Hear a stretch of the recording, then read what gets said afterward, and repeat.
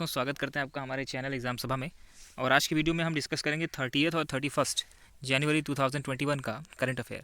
तो इसमें हम, क्योंकि अभी आपने देखा होगा कि हाल ही में कि इकोनॉमिक सर्वे जो 2021 को रिलीज किया गया है, तो उसके अंतर्गत बहुत सी ऐसी बातें हैं जो कि टू द पॉइंट मैं बताऊँगा यहाँ पर। उसके साथ में जो भी अदर न्यूज़ होंगे उसको भी कवर किया जाएगा। तो पहला न्यूज़ है कि एग्रीकल्चर और अलाइड एक्टिविटीज़ से cloud a growth of 3.4% at the constant price during the 2020-21 first advance estimation से in economic survey 2020-21। Economic survey के हिसाब से ये बात सामने आई है कि एग्रीकल्चर और जितने भी उसके अलाइड जितने भी इंस्टीट्यूशन होते हैं, तो उसमें 3.4% का ग्रोथ देखा गया है। और बाकी किसी भी चीज़ में अगर बात किया जाए तो उसमें आपका, चाहे मैन्युफैक्चरिंग सेक्टर की मैं बात करूँ, सर्विस सेक्टर की बात किया जाए, तो अदर जितने भी सेक्टर हैं उसमें आपका घाटा देखने को मिला है। लेकिन एकमात्र एग्रीकल्चर ऐसा है जिसमें कि आपको प्रॉफिट देखने को मिला है। उसी के बारे में बात की जा रही है कि एग्रीकल्चर जो कि सकल मूल्य वर्धन की बात किया जाए तो 17.8% का यहाँ पे 2018 से 20 के बीच में देखा गया है। लेकिन एक और बात बताते चलें कि अगर खाद्यान्न की बात करेंगे तो खाद्यान्न भारत में इस साल 296.65 मिलियन टन का खाद्यान्न इस साल हुआ है, जो कि 2018 में जो सर्वोच्च था 285 मिलियन टन, उससे कहीं अधिक है।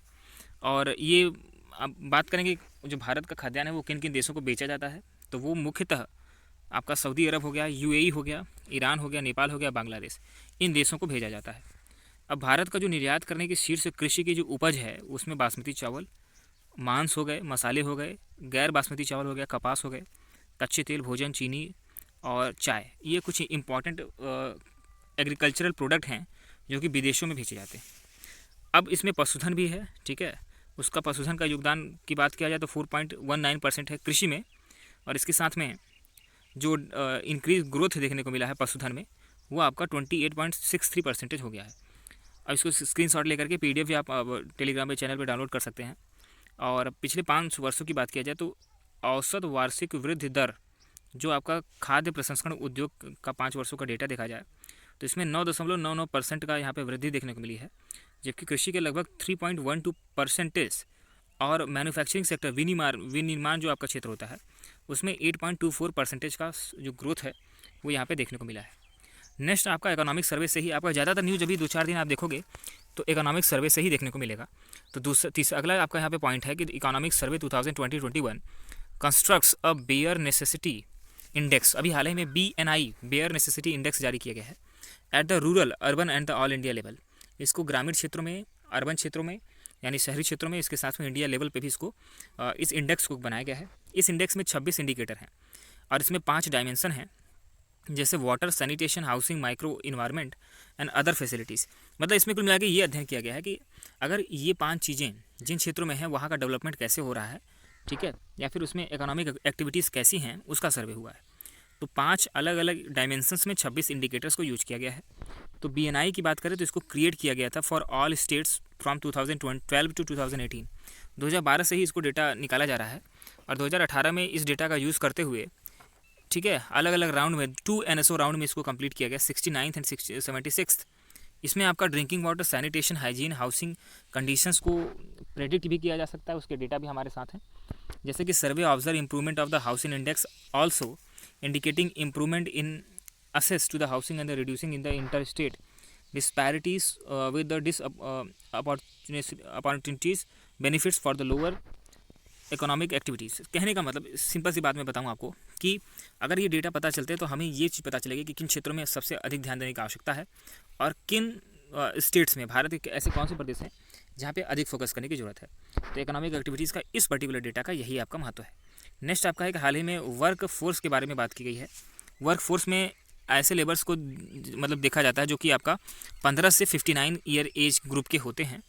उसमें से ये देखने को मिलता है कि कितने लोगों को वोकेशनल ट्रेनिंग मिली है, मतलब कि अगर वो नौकरी करने जा रहे हैं तो उसके लायक उनकी शिक्षा है कि नहीं, उनकी ट्रेनिंग है कि नहीं, ठीक है। तो व्यावसायिक शिक्षा जो है, व्यावसायिक ट्रेनिंग जो है, कितने % लोगों को मिली है, जितने भी लोग लेबर हैं। तो वर्कफोर्स में देखा गया है कि लगभग 8.9% लोगों को इस साल इनफॉर्मल सेक्टर में काम करने वाले वर्कफोर्सेस को यहाँ पे ट्रेनिंग दी गई है, ठीक है। तो ये आपका पिछले साल की अपेक्षा अधिक है, क्योंकि पिछले साल आपका इसकी संख्या कम थी। और अभी हाल ही में बहुत सी ऐसी योजनाएं चालें, जैसे कौशल विकास योजना हो गया। इसमें क्या किया जा रहा है कि ITI के माध्यम से या फिर विभिन्न संस्थानों के माध्यम से, MSMEs के जो आपके संस्थान हैं उनके माध्यम से अलग अलग ऑनलाइन और ऑफलाइन प्लेटफॉर्म चल रहे हैं। और जो लोग एंटरप्रेन्योर बनना चाहते हैं उनके लिए एंटरप्रेन्योरशिप कोर्सेज भी चल रहे हैं। ये सारी बातें आपके यहाँ पे इसमें देखी गई हैं। Economic survey 2020-21 stated that the online schooling took off in a big way during the 2019 pandemic. तो 2019 में आपका जो कोविड-19 पेंडेमिक ने ये देखा गया है कि जो एजुकेशन का फॉर्मेट है वो चेंज हुआ है और हाल ही में धीरे धीरे करके ज़्यादातर स्कूल अपने प्लेटफॉर्म को ऑनलाइन पे उतार रहे हैं। जैसे मान लीजिए कि कुछ क्षेत्रों में जैसे ऑनलाइन प्लेटफॉर्म की सुविधा नहीं है, वहाँ पे टेलीविज़न के माध्यम से ऐसे प्रोजेक्ट को इम्प्लीमेंट किया गया है जिससे कि एजुकेशन जो है बाधित ना हो स्टूडेंट्स की। So the percentage of enrol children from the government and the private schools owing the smartphone increasing. तो स्मार्टफोन जो लोगों के पास आ गया है वो आपका 61.8% हो चुका है, जबकि 2018 में केवल 36.5% स्टूडेंट्स के पास यहाँ पे इसकी सुविधा उपलब्ध थी। नेक्स्ट आपका है कि बहुत से ऐसे ऐप हैं जिनके माध्यम से ये चीज़ देखने को मिला है कि वो आपका एजुकेशन प्राप्त कर सकते हैं, जैसे कि PM ई-विद्या, ठीक है, वो भी आपका इसी तरीके का डिजिटल ऑनलाइन ऐप है जो कि एजुकेशन प्रोवाइड करने के लिए इनेबल करता है लोगों को। अब बात करेंगे तो लगभग 92 कोर्सेज अभी हाल ही में स्टार्ट किए गए थे, जिसके माध्यम से लगभग 1.5 करोड़ स्टूडेंट जो हैं उन्होंने इनरोल किया था इस पर्टिकुलर एजुकेशन के लिए, इस पर्टिकुलर प्लेटफॉर्म का यूज किया है। और इसमें है कि Swayam MOOC which are the online courses related to NIOS के हिसाब से जो ऑनलाइन कोर्सेज हो सकते हैं उसमें उन्होंने इनरोल किया था। इसी तरह से प्रज्ञता, ठीक है, प्रज्ञाता आपका गाइडलाइन थी, उसमें क्या है कि digital education has been developed with the focus on the online blended digital education for the students who are the presently at the home due to the closure of the schools. जो अभी स्कूलों के बंद होने की वजह से घर पे ही बैठे हैं, ऐसे स्टूडेंट के लिए प्रज्ञाता नाम का एक गाइडलाइन है जो कि डिजिटल एजुकेशन प्रोवाइड करने का सारी फैसिलिटी प्रोवाइड करता है। इसी तरीके से मनोदर्पण, ये आपका इनिशिएटिव शुरू किया गया है जिससे कि साइकोलॉजिकली सपोर्ट किया जा सके और आत्मनिर्भर भारत अभियान के तहत इसको किया गया है। इस तरीके से नेशनल सैंपल सर्वे NSS के तहत ये देखा गया है कि लगभग 96% लिटरेसी जो है इस समय आपका देखने को मिली है, मतलब लिटरेसी में गिरावट कुल मिला के नहीं आई। नेक्स्ट आपका इकोनॉमिक सर्वे का अगला न्यूज़ है कि has strongly recommended and the increase in the public spending on the health care services from the 1% to 2.2 to 3%। अभी हाल ही में देखा गया है कि जो आपका हेल्थ में सरकार खर्चा कर रही है उसको उसने बढ़ा दिया, लगभग 3 गुना बढ़ा दिया है। पहले जो आपका GDP का 1% हुआ करता था वो आपका 2.5 से 3% हो चुका है और ये आपका नेशनल हेल्थ पॉलिसी जो है 2017 के अंतर्गत ही इसको बढ़ाया जा रहा है। अब इसमें 65 से लेकर 35% जो है आपका स्वास्थ्य व्यय है उसको बढ़ाया जा रहा है। इसके साथ में कोविड-19 पैंडेमिक की वजह से स्वास्थ्य में ध्यान देना ज़्यादा आवश्यक हो जाता है। इसमें टेलीमेडिसिन जैसी जो नई चुनौतियों का सामना करने के लिए जो लोग सामना कर रहे हैं, जिससे कि जो लोग हॉस्पिटल नहीं जा पा रहे क्योंकि कोविड-19 पैंडेमिक की वजह से ज़्यादातर हॉस्पिटल उन्हीं में कन्वर्ट कर दिए गए हैं, तो टेलीमेडिसिन के माध्यम से भी टेलीपैथी के माध्यम से भी कर सकते हैं। नेक्स्ट है कि agreement for the financial support of the implementation of strengthening the teacher learning and the result for the states, जिसको स्टार्स योजना के तहत जानते हैं, star project of the ministry of education was signed between the Department of Economic Affairs and the World Bank along with the Ministry of Education। हाल ही में कुछ ऐसे जैसे कि स्टार प्रोजेक्ट है, ठीक है, जो स्टेट्स के लिए टीचिंग लर्निंग जो आपका एप्लीकेशन है, एक आपका ऑनलाइन एप्लीकेशन है, तो उसको स्ट्रेंथन करने के लिए, उसको आसानी से इम्प्लीमेंट करने के लिए जो फाइनेंशियल सपोर्ट है उसके लिए हाल ही में जो आपका एजुकेशन मिनिस्ट्री है उसने एग्रीमेंट किया है। और इस पर्टिकुलर एग्रीमेंट में 2-3 लोगों ने इसमें आपका साथ दिया है, जैसे कि एक तो आपका economic affair, ministry of department of economic affair ने आपका साथ दिया है। इसी के साथ में आपका जो वर्ल्ड बैंक है वो भी आपका यहाँ पे फाइनेंशियल एड प्रोवाइड कर रहा है। The total project cost of star project की बात करेंगे तो ये आपका 5,718 करोड़ की है और इसमें जो फाइनेंशियल सपोर्ट वर्ल्ड बैंक के द्वारा किया जा रहा है वो आपका 500 मिलियन है, ठीक है, $500 मिलियन US है, जो कि लगभग 3700 करोड़ के आसपास का बैठता है। और जो आपका रेस्ट है वो उसमें से स्टेट कुछ पार्टनरशिप करता है, ठीक है, और जो वर्ल्ड बैंक तो दे ही रहा है। और ये आपका 5 साल के अंदर में ये पैसे खर्च करने हैं और इस स्टार प्रोजेक्ट को लागू करने के लिए। नेक्स्ट आपका नीचे हाल ही में भाभा एटॉमिक रिसर्च सेंटर ने क्या किया है, जो कि एक प्रीमियर रिसर्च ऑर्गेनाइजेशन है इंडिया का। Department of atomic energy has evolve the design for the first PPP research reactor for the production of nuclear medicine.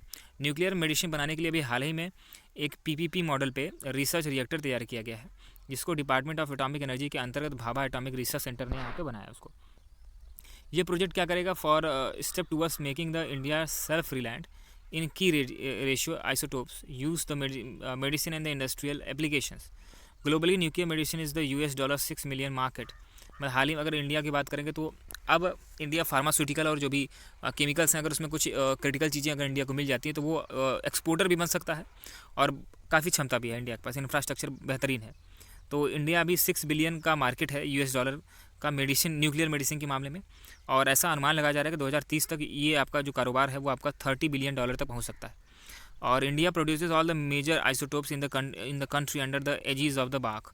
और बार्क के हिसाब से बात किया जाए, उसके अंतर्गत बात किया जाए तो बहुत सी ऐसी चीज़ें हैं जो कि एटॉमिक मेडिसिन की तरफ से इंडिया आपका प्रोड्यूस कर रहा है। नेक्स्ट आपका हाल ही में प्रधानमंत्री नरेंद्र मोदी जी 31 जनवरी 2021 को प्रबुद्ध भारत की 125वीं वर्षगांठ में संबोधित करेंगे।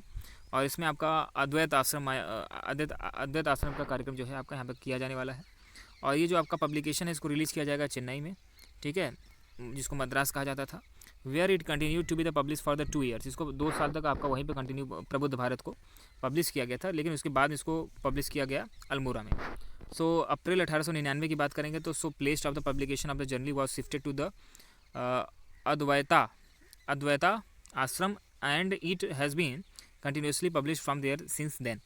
मैंने जैसे बताया कि आपको कि 2 साल तक इसको पहले शुरुआत में आपका ये पब्लिश किया गया था मद्रास में, जिसको अभी अब चेन्नई बोलते हैं। फिर उसके बाद आपका अल्मोड़ा में किया गया और अप्रैल 1899 से अब तक इसको पब्लिश किया जा रहा है अद्वैत आश्रम में। और पत्रिका का क्या नाम है जिसको पब्लिश किया जाता है, जिसका यहाँ पे मोदी जी उसके बारे में 125वीं वर्षगांठ में बोलने वाले हैं, तो वो है आपका प्रबुद्ध भारत। नेक्स्ट है कि हाल ही में टाटा ट्रस्ट ने centre for social justice common cause, जिसको दक्ष कहते हैं, with centre of the legal policy राष्ट्रमंडल मानव अधिकार पहल के सहयोग से इंडिया जस्टिस रिपोर्ट 2020 निकाली है। इसमें बहुत सी ऐसी बातें हैं जो कि आपको समझना चाहिए। इंडिया में जस्टिस रिपोर्ट के अंतर्गत ये देखा गया है कि अलग अलग स्टेट का यहाँ पे 2 पार्ट में डिवाइड किया गया है। एक बड़े स्टेट का कॉलम बनाया गया, एक छोटे स्टेट्स का कॉलम बनाया गया है। और उसमें कैसे कानून व्यवस्था कैसे काम करती है उसके बारे में पूरा डेटा है, उस हिसाब से रैंकिंग दी गई है। तो समग्र रैंकिंग जो आपका है न्याय वितरण प्रणाली के ये 4 स्तंभों के अंतर्गत रखा गया, मतलब 4 ऐसे पॉइंट हैं जिनको इम्प्लीमेंट करते हुए उन चीज़ों को रखा गया है। जैसे कि एक तो आपका न्यायपालिका है, दूसरा पुलिस, तीसरा जेल, चौथा आपका कानूनी सहायता। इन सभी के आधार पर रैंकिंग बनाई गई है। तो 18 राज्यों में महाराष्ट्र लगातार दूसरी बार शीर्ष स्थान पे है, उसके बाद तमिलनाडु दूसरे स्थान पे, तेलंगाना तीसरे स्थान पे, तथा सबसे अंतिम स्थान पे बात करेंगे तो उत्तर प्रदेश की स्थिति जो है आपका बड़े राज्यों में सबसे अंतिम स्थान पे है। छोटे राज्यों की बात करेंगे तो गोवा का शीर्ष स्थान है, अरुणाचल प्रदेश सबसे निचले स्थान पे है। बिहार राज्य में 25.3% महिलाओं को रोजगार देने वाला 25 राज्यों की सूची में नंबर 1 पे है। मतलब अगर महिला सशक्तिकरण की बात किया जाए तो बिहार राज्य नंबर 1 पे है। इसी तरीके से पुलिस बल में 20% से अधिक महिलाओं की भागीदारी वाला यह एकमात्र राज्य है बिहार। और हालांकि अधिकारी श्रेणी में केवल 6.1% महिलाएं हैं। तमिलनाडु में महिला पुलिस अधिकारियों की संख्या उच्चतर 24.8% है। और इसके बाद मिजोरम में बात करेंगे तो 20.1% है। इस तरीके से अलग अलग डेटा है। कुल मिलाकर के देश भर में उच्च न्यायालय जो है आपका 29% न्यायाधीश ही महिलाएं हैं, लेकिन सिक्किम को छोड़कर किसी भी राज्य में 20% से अधिक महिला न्यायाधीश नहीं है। 4 राज्य बिहार, उत्तराखंड, त्रिपुरा और मेघालय की बात करेंगे तो उसमें न्यायालय में कोई महिला न्यायाधीश है ही नहीं। किस किस राज्यों में? बिहार, यूके, उत्तराखंड, त्रिपुरा और मेघालय। नेक्स्ट आपका है कि हाल ही में लाला लाजपत राय का जो जयंती है उसके लिए मोदी जी ने श्रद्धासुमन अर्पित किया है। 18 जनवरी को लाला लाजपत राय की जयंती मनाई जाती है। अब ठीक है, तो 1917 की, अब इनके बारे में बहुत सी बातें हैं लेकिन मैं टू द पॉइंट कुछ बातें बताने की कोशिश करूँगा। 1917 में इन्होंने home rule league of America की स्थापना की थी और इसके बाद अमेरिका में ही अंतर्राष्ट्रीय समूह के जो आपका भारतीय स्वतंत्र संग्राम थे उनके नैतिक समर्थन की मांग की थी। अखिल भारतीय ट्रेड यूनियन कांग्रेस के आपके अध्यक्ष भी चुने गए। 1920 को नागपुर के अधिवेशन में गांधी जी के असहयोग आंदोलन जो बुलाया था उन्होंने, तो उनका समर्थन भी इनके द्वारा किया गया था। और रोलेट एक्ट का विरोध भी इन्होंने किया था। जलियांवाला बाग हत्याकांड का जो विरोध था और हत्याकांड था उसका भी विरोध इन्होंने किया। और उसके बाद आप ये भी जानते हो कि जब साइमन कमीशन भारत आया था, ठीक है, तो उसी समय लाठीचार्ज में इनकी मृत्यु हो गई थी। तो ये बहुत सी बातें हैं इनके बारे में बताने के लिए। अब थोड़ा सा 31 जनवरी की भी आगे की न्यूज़ समझ लेते हैं। इसमें भी इकोनॉमिक सर्वे से ही काफ़ी चीज़ें पूछी गई, जैसे कि नॉन परफॉर्मिंग एसेट का जो रेशियो है, ग्रॉस नॉन परफॉर्मिंग एसेट का रेशियो, ये एक बहुत बड़ी समस्या बैंकिंग सेक्टर में होती है। तो कमर्शियल बैंकिंग में ये डिक्रीज किया है 8.21%। ठीक है, ये पहले आपका 2020 के मार्च के पहले 8.21% हुआ करता था, लेकिन सितंबर 2020 में ये घटते घटते 7.49% आ गया। मतलब नॉन परफॉर्मिंग एसेट की संख्या जो है वो आपका डिक्रीज़ कर रहा है। ये अच्छा संकेत है किसी भी बैंकिंग सेक्टर के लिए, ये एक बढ़िया संकेत हो सकता है। So the economic survey 2021 has called the sovereign credit rating methodology to be the made more transparent, less subjective and the better attuned to reflect the economic fundamental. अब इसमें क्या हुआ कि अभी 2021 में जो आपका इकोनॉमिक सर्वे निकाला गया है, तो इसमें बहुत से अर्थशास्त्रियों ने और बहुत से जानकारों ने ये डिमांड किया था कि जो भी आपका क्रेडिट रेटिंग एजेंसी होती है, जो आपका अलग अलग सेक्टर में रेटिंग देती है, तो उसका जो फार्मूला होना चाहिए वो आपका देसी होना चाहिए, ठीक है, सॉवरेन होना चाहिए। क्योंकि वो कई बार होता है कि अगर मान लीजिए यूरोप का कोई भी संस्था है जो कि आपका रेटिंग कर रही है, कहीं ना कहीं वो आपका एशिया के कुछ देशों से पक्षपात करती है, तो ये अक्सर देखने को मिला है। तो ये एक विशेष बात है जो कि आपको समझना चाहिए। अगला है कि economic survey 2020-21 state that the combined centre and the state social sector expenditure as percent of the GDP has increase in 2020-21 compare to the last year. अगर लास्ट ईयर की बात करेंगे तो जो आपका स्टेट और सेंटर का कंबाइंड जो सोशल सेक्टर का एक्सपेंडिचर है वो आपका इंक्रीज किया है। सोशल सेक्टर मतलब क्या हो गया, मेडिकल हो गया, एजुकेशन हो गया, सड़क हो गया, ठीक है, और लोगों की बातें सुनना हो गया, मतलब पुलिस प्रशासन की बातें होंगी, ये सारी बातें। तो उसमें जो एक्सपेंडिचर है वो इंक्रीज किया है 2021 में, 2021 में, जीडीपी वाइज, जीडीपी के परसेंटेज वाइज। सो इस जैसे मैं बात कर रहा हूँ सोशल सर्विसेज की, जैसे एजुकेशन, हेल्थ और भी जितने सोशल सेक्टर्स हैं, चाहे वो सेंटर हो चाहे वो स्टेट हो, कंबाइंड तौर पर जो जीडीपी का इंक्रीज है वो 7.5% वर्ष से बढ़ करके 8.8% हो चुका है 2020-21 में। नेक्स्ट इकोनॉमिक सर्वे कहता है कि ABRY, ठीक है, आत्मनिर्भर भारत की जो अभी बात चल रही है, योजना चली है, तो उसमें आपका एक कंपोनेंट है आत्मनिर्भर भारत पैकेज। उसको आपका अनाउंस किया गया था नवंबर 2020 में। उसमें लगभग 22,810 करोड़ रुपए का जो स्कीम पीरियड था, ठीक है, वो आपका 31 मई 2023 तक इसको कंप्लीट करने की बात की जा रही है। So under the prime minister गरीब कल्याण योजना पैकेज, उसमें फाइनेंशियल जो आपका असिस्टेंट प्रोवाइड करना था, given to the building and the other construction workers, which largely included the migrant worker from the fund collected under the BOCW cess. तभी हाल ही में जो आपका building and the other construction workers के लिए जो आपका सेस कलेक्ट किया गया था, उसको 2023 तक लगभग गरीबों को, जितने भी आपका वर्कर क्लास के लोग हैं, उनको 22,810 करोड़ रुपए का सहायता राशि प्रदान की जाएगी। 2023 तक ये आपका कंप्लीट होगा ये काम। नेक्स्ट आपका इकोनॉमिक सर्वे में एक बात और कही गई है कि 2020-21 में अगर बात करें पिछले साल की अपेक्षा, 2019-20 की अपेक्षा, landmark year in the history of labour reform, मतलब ये जो 2 साल हैं आपका लेबर रिफॉर्म के हिसाब से अगर बात किया जाए तो ये लैंडमार्क साबित हुए हैं। इसका मतलब है कि अप्रत्याशित काम किए गए, चाहे वो किसानों को लेकर के हों, चाहे आपका मजदूरों को लेकर के हों, बहुत सी ऐसी घटनाएं हुई। So the country saw the nearly 29 central labour law being amalgamation, rationalise and the simplified into the 4 labour code. हमारे देश में लगभग 29 लेबर लॉ थे, मतलब बहुत सी ऐसी बातें थी जो कि बिखरे हुए थे, अलग अलग नियमों में आपके बिखरे हुए थे। लेकिन हाल ही में सेंट्रल गवर्नमेंट ने 2 साल के अंतर में, 2019 और 2020 के अंतर पे, लगभग 29 ऐसे लेबर लॉज को मिक्स करके, अमलगमेट करके, ठीक है, उसको सिंप्लीफाई करके 4 लेबर कोड में कन्वर्ट कर दिया। ये कौन कौन से कोड हैं इसको मैं बता देता हूँ। एक तो आपका कोड ऑन वेजेस है, मतलब कि जो न्यूनतम आपका मूल्य होता है उसको मिलना चाहिए, उसके लिए आपका 2019 में रिफॉर्म किए गए थे। इंडस्ट्रियल रिलेशन कोड 2020 में किया गया था। तीसरा आपका है occupational safety, health and working condition. कई बार होता है कि इतना हार्श कंडीशन में आपका लेबर्स को काम करना होता है, तो उसके लिए भी आवाज़ उठती रहती है। तो ये आपका 2020 में इसको अमेंड किया गया था। नेक्स्ट आपका है कोड ऑन सोशल सिक्योरिटी, और सामाजिक सुरक्षा भी होना चाहिए। चाहे वो आपका महिला है तो वो अगर कहीं काम करती है तो उसको सुरक्षा प्रदान किया जाना चाहिए। चाहे वो आपका अगर बच्चे हैं, ठीक है, तो उनको भी काम, या फिर किसी जाति की वजह से, कास्ट की वजह से डिस्क्रिमिनेट नहीं किया जाना चाहिए, ठीक है। तो इस सभी चीज़ों को लेकर के 4 अलग अलग लेबर कोड में कन्वर्ट कर दिया। तो ये एक आपका अच्छा कदम है, ठीक है। नेक्स्ट आपका आर्थिक जीवन को खतरे में डालने वाला, जीवन बचाना धर्म का मूल है। जीवन बचाना धर्म का मूल है, ये आपका महाभारत का एक सिद्धांत है, उसको एक सार है, जिसके अंतर्गत यहाँ पे जो इकोनॉमिक सर्वे है वो आपका महामारी के इस पैंडेमिक के इस युग में, इस समय में भारत की जो नीतियां हैं उसी को इस तरह से जवाबदेह बना रहा है जो कि उसके लिए प्रतिक्रिया देने के लिए तैयार रहे, ठीक है। कोई भी समस्या आती मतलब हम उसको कवर करने के लिए तैयार हैं। और जो आपका जीवन और आजीविका के बीच में व्यापक संकट कोविड-19 की वजह से उत्पन्न हुआ है, उस पर विशेष ध्यान दिया जाए, यह आपका इकोनॉमिक सर्वे इंडिकेट कर रहा है। While the lockdown result 23.9% of the contraction in the GDP in quarter first, the recovery has been the V shaped. अब यहाँ पे जैसा कि आपने देखा कि कॉन्ट्रैक्शन हुआ था, तो इसमें एक अच्छी रिकवरी के भी यहाँ पे संकेत दिए जा रहे हैं। और क्वार्टर 2 में आपका 7.5% का डिक्लाइन देखने को मिला। ओवरऑल भी डिक्लाइन आपका लगभग 7.5% ही है। तो ये कहीं ना कहीं संकेत है कि अब धीरे धीरे करके ये आपका रिकवरी जो है आपका वी शेप्ड ही होगी। 2021-22 में तो इसको और अच्छे संकेत मिल रहे हैं। नेक्स्ट आपका है कि government of Nepal has allocated the 679 megawatt lower Arun hydro electric project in the Nepal to CJBN through the competitive bidding। अब कई बार होता है कि आपने देखा होगा कि सेंट्रल गवर्नमेंट क्या करती है, डिसइन्वेस्टमेंट करती है, और उसके माध्यम से वो क्या करते हैं, किसी पर्टिकुलर संस्था को, किसी पर्टिकुलर इंडस्ट्री को लोकेट कर देती है। जैसे कि अब बात करेंगे LIC की, तो अब लगातार उसके परसेंटेज में आपका गवर्नमेंट ऑफ इंडिया क्या कर रही है, उसको डिसइन्वेस्टमेंट कर रही है, जिसके तहत उसको कुछ पैसे मिलते हैं, वो आपको किसी अदर प्रोजेक्ट में लगाती है। यही काम अभी हाल ही में क्या कर रही है, नेपाल की गवर्नमेंट भी शुरू किया है। अगला आपका न्यूज़ है, president of India Shri Ramnath Kovind ji ने क्या किया है कि लॉन्च किया है पल्स पोलियो प्रोग्राम, दोबारा लॉन्च किया है 2021 के लिए, by the administering the polio drops for the children less than the 5 years old at the Rashtrapati Bhavan. इसको राष्ट्रपति भवन से स्टार्ट किया है, और जो 5 साल से कम के बच्चे हैं उनको पोलियो ड्रॉप्स पिलाई जाएगी एक बार फिर से। Around 17 crore children or the less than the 5-year ages will be given to the polio drop as part of the drive government of India to sustain the polio free status on the country। अभी आप जानते हो कि हमारा देश जो है आपका पोलियो मुक्त भारत हो चुका है।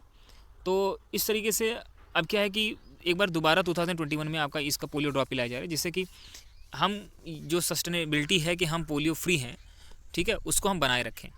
इस तरीके से हमने तो 30 और 31 दोनों आपका दिनों का न्यूज़ को कवर किया। इसी तरह के वीडियोस देखने के लिए हमारे चैनल को आप सब्सक्राइब भी कर सकते हैं। टेलीग्राम चैनल पे आपका मैं डेली आपका PDF इसका प्रोवाइड करता हूं, तो अगर आपने नहीं ज्वाइन किया है तो डिस्क्रिप्शन में आप देखोगे तो वहाँ पे आपको लिंक मिल जाएगा, वहाँ पे आप जाकर के एग्जाम सभा सर्च करोगे तो आपको मिल जाएगा। धन्यवाद।